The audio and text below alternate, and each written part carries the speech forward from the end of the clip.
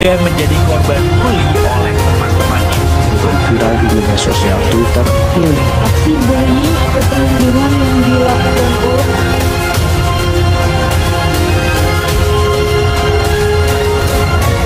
oleh remaja kembali terjadi di Indonesia, mengalami perundungan oleh teman-teman sekolahnya.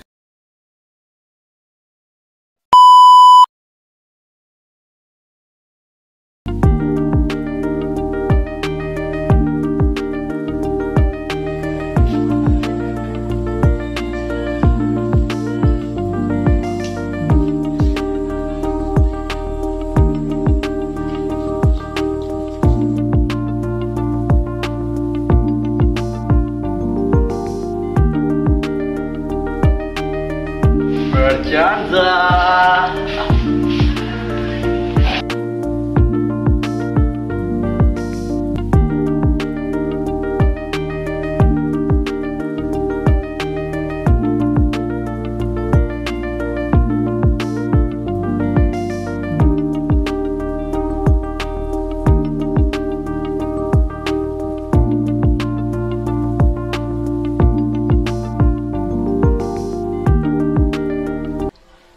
Sahabat cerdas, salah satu permasalahan yang terus dicari solusinya di dalam dunia pendidikan saat ini adalah kasus perundungan atau bullying.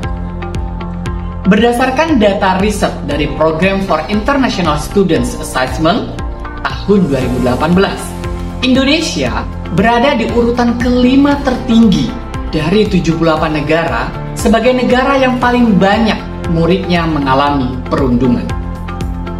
Data hasil asesmen nasional tahun 2021 menunjukkan bahwa 24,4% murid berpotensi mengalami insiden perundungan di satuan pendidikan. Sementara itu, menurut data Federasi Serikat Guru Indonesia, terdapat 16 kasus perundungan yang terjadi di lingkungan sekolah pada periode Januari hingga Agustus tahun 2023. Sahabat cerdas, lalu apa sebenarnya perundungan? Perundungan merupakan suatu perilaku yang tidak menyenangkan, baik secara verbal maupun fisik, yang membuat seseorang merasa tidak nyaman, sakit hati, dan juga tertekan. Pada umumnya, perundungan dilakukan oleh perorangan ataupun sekelompok orang. Perundungan dianggap terjadi bila seseorang merasa tidak nyaman dan sakit hati atas perbuatan orang lain. Dilansir dari Indo-Positif, terdapat 3 komponen perundungan sebagai berikut. Yang pertama, power imbalance ataupun kekuatan yang tidak seimbang. Perbedaan ini bisa secara fisik ataupun psikologis. Misalnya, pelaku memiliki badan yang lebih besar ataupun pelaku merupakan seseorang yang lebih senior. Kedua, repetitive actions, yakni aksi yang berulang-ulang. Pelaku biasanya menyerang korban berkali-kali dan dalam jangka waktu yang cukup lama. Dan yang terakhir, ketiga, intentional actions, yakni tindakan yang disengaja. Pada umumnya, pelaku perundungan dalam hal ini akan benar-benar sengaja ingin melakukan perilaku perundungan kepada korban. Sahabat cerdas, dalam sebuah kasus perundungan, umumnya ada pihak yang merundung, ada juga pihak yang dirundung. Selain itu, bisa saja ada pihak lain yang kita sebut sebagai saksi. Pelaku adalah pihak yang melakukan tindakan atau perbuatan perundungan kepada korban. Pelaku perundungan bisa perorangan ataupun berkelompok. Seseorang dapat menjadi pelaku perundungan karena ada beberapa alasan.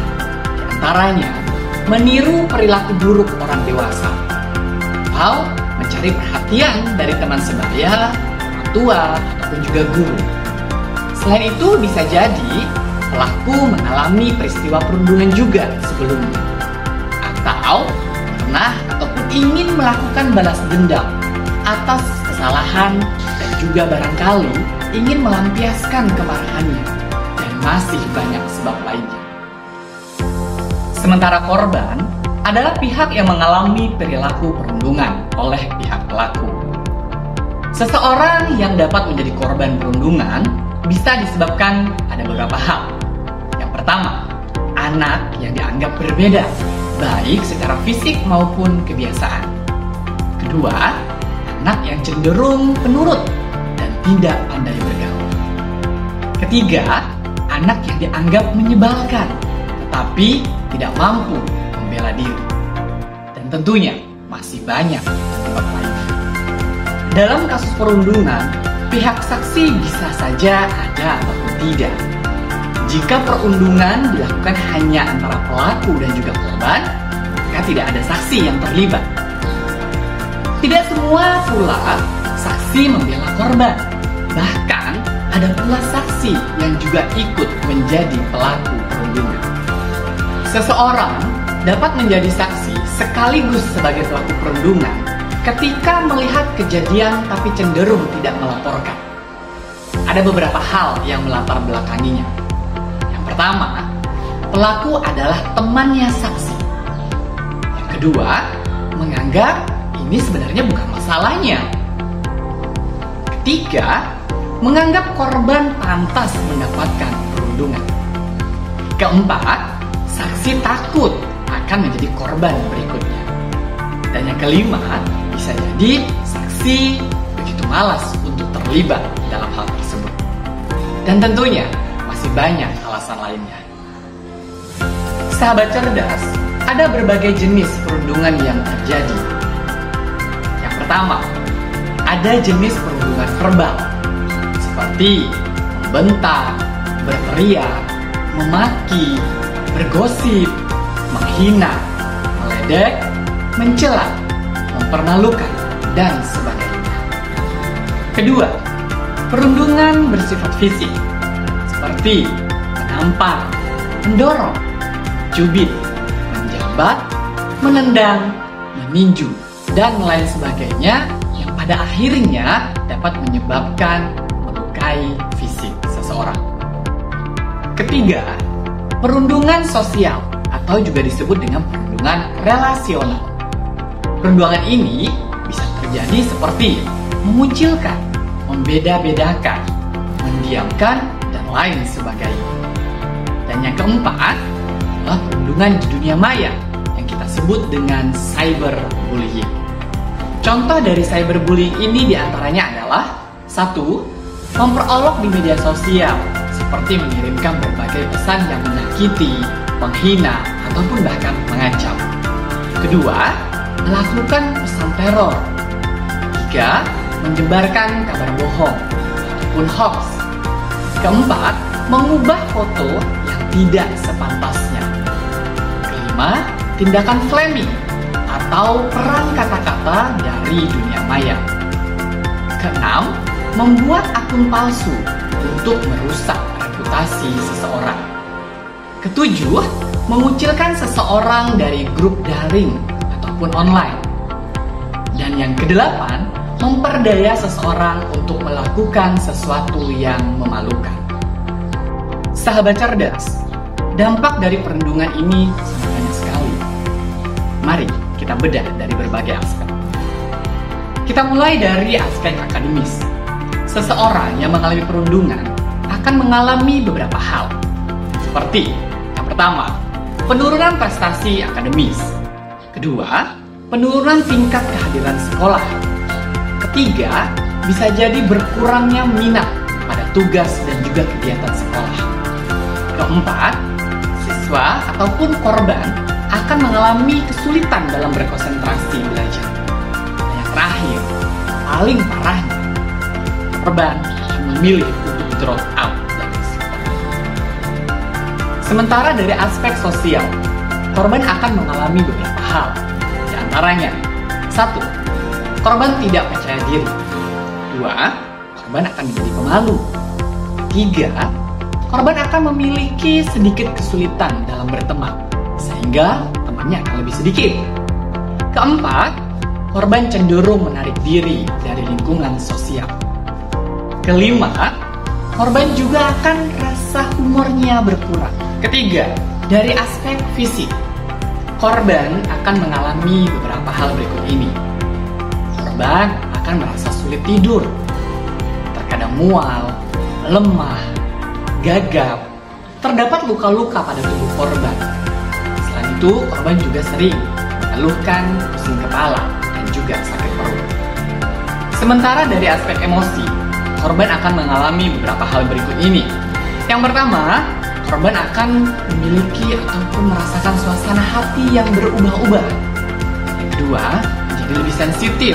Ketiga, korban akan merasa was-was, takut, cemas, gelisah, murung, sedih, mudah menangis, dan juga sering menyalahkan diri sendiri.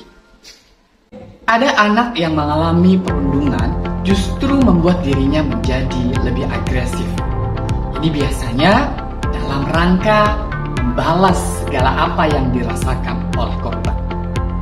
Sahabat cerdas, ada tempat-tempat yang sering menjadi lokasi perundungan. Lokasi tersebut antara lain rumah menjadi tempat pertama. Perundungan di rumah dapat terjadi antara orang tua ke anak, kakak ke adik, ataupun adik ke kakak. Sebagai contoh, orang tua seringkali membandingkan antara kakak dengan adiknya. Contoh yang lainnya, ketika sang kakak berulang kali memerintah adiknya melakukan sesuatu dengan sistem memaksa. Lokasi kedua, yakni sekolah. Selain rumah, satuan pendidikan adalah tempat yang cukup rawan terjadinya perundungan. Keberagaman yang ada di sekolah terkadang membuat peluang terjadinya perundungan. Perundungan di sekolah dapat terjadi antara guru ke siswa, guru ke guru, siswa ke guru, siswa ke siswa, atau tenaga kependidikan ke siswa. Contoh perilaku perundungan di sekolah antara lain, guru menjuluki si A dengan sebutan anak nakal, siswa memalak uang jajan temannya, ataupun siswa mengejek penampilan fisik guru.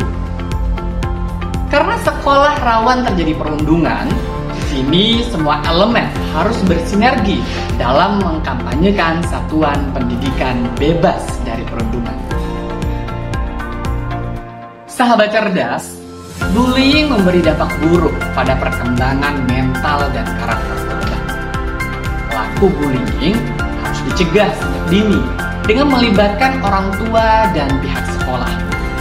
Misalnya, melalui penanaman nilai moral yang baik pada seluruh murid. Sedangkan pada perundungan yang sudah terjadi, harus diatasi secepatnya. Cara mengatasi perundungan yang tepat juga menekan peluang peristiwa perundungan kembali terjadi, yang bisa saja menelan korban dari para siswa. Dapat dilakukan beberapa hal berikut ini. Pertama, sekolah perlu menciptakan kultur yang aman, nyaman, dan sehat, sehingga murid bisa berinteraksi dengan baik dengan teman-temannya. Kedua, sekolah perlu memberikan pembinaan yang tegas pada murid yang melakukan tindakan perundungan, sehingga pelaku akan merasa jera dan tidak melakukan tindakan perundungan kembali kepada teman yang lainnya. Ketiga, guru dan orang tua perlu untuk mengajarkan anaknya untuk menyelesaikan masalah dengan menggunakan pendekatan musyawarah bersama, bukan dengan kekerasan dan main hakim sendiri. Keempat, guru dan orang tua perlu menanamkan nilai-nilai agama dan juga moral yang baik. Hal ini agar anak bisa saling menghargai dan menghormati. Kelima, guru perlu melakukan pendekatan konseling kepada murid yang mengalami perundungan, sehingga mereka tidak mengalami trauma berkepanjangan, minder, atau takut bersosialisasi dengan orang lain. Keenam, sekolah membuat desain program pencegahan yang berisi pesan kepada murid bahwa perilaku perundungan tidak diterima di sekolah. Sekolah juga bisa membuat kebijakan anti perundungan. Ketujuh, guru dan orang tua perlu bekerja sama untuk menangani permasalahan perundungan dengan musyawarah yang baik agar mendapatkan solusi yang terbaik.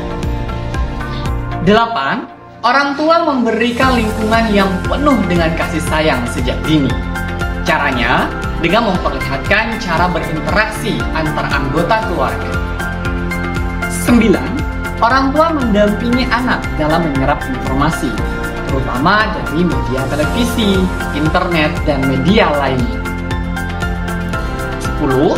Orang tua mengajarkan etika terhadap sesama, yaitu menumbuhkan kepedulian dan sikap menghargai. Selain itu, orang tua juga memberikan teguran yang mendidik jika anak telah melakukan kesalahan. Sahabat cerdas, sebagai insan yang berjiwa Pancasila, kita tidak boleh membiarkan perundungan terjadi. Janganlah menjadi pelaku yang melakukan perundungan. Jangan juga menjadi korban yang tidak berani melawan perbuatan perundungan. Serta jangan menjadi saksi yang tidak berani melaporkan kasus perundungan yang dilihatnya. Mari kita cegah bersama perundungan di Indonesia.